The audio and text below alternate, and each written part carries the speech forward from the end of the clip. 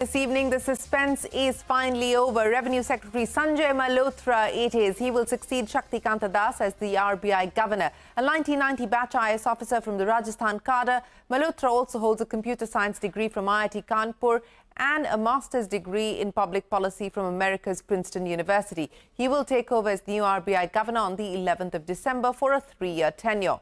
In a career spanning over 33 years, Sanjay Malhotra has worked across several sectors, including power, taxation, finance and IT. He was also the chairman and managing director of REC from November of 2020 to February of 2022. He's also served on the board of State Bank of India. Before taking charge of the Finance Ministry's Revenue Department, Malhotra was secretary at the Department of Financial Services. Lata joins us now with perspective on what this change means for the Reserve Bank. Lata, Shaktikanta Das did steady the ship after the sudden resignation of Urjit Patel, and yet again, the government has handed the reins of the Reserve Bank to a bureaucrat. What do you make of Shaktikanta Das' successor?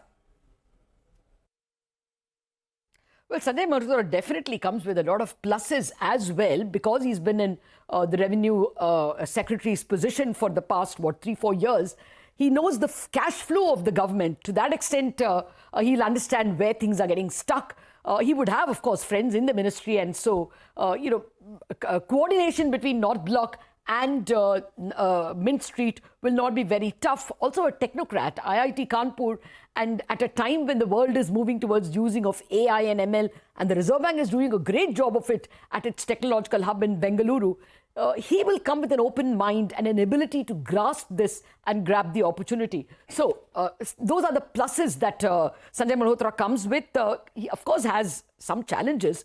It's almost baptism by fire, because he's coming at a time when growth is slowing and inflation is rising, but people will not blame him for it.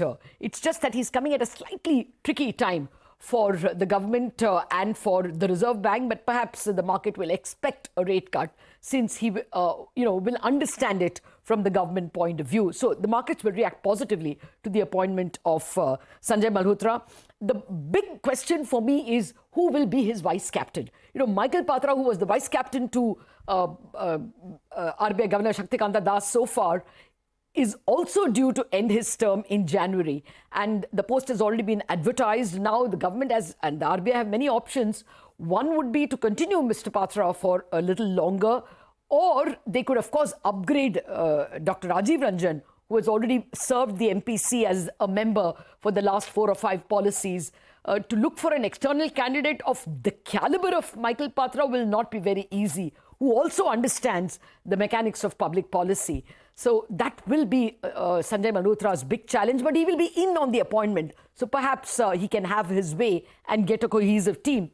A word on Shaktikanta Das, who leaves behind a very rich legacy, goes with many feathers in his cap. Not for nothing was he voted best central banker by some of the most prestigious magazines, global magazines. He steered the economy through COVID. He also, could smell the issues with, unsecured loans, put in guardrails quickly. As well, he has been, has the distinction of having the largest number of years where the growth figures were well over 7%. So he goes in a blaze of glory. No taking away from that. Shaktikanta ends a glorious chapter of 6 years as RBI Governor. Well,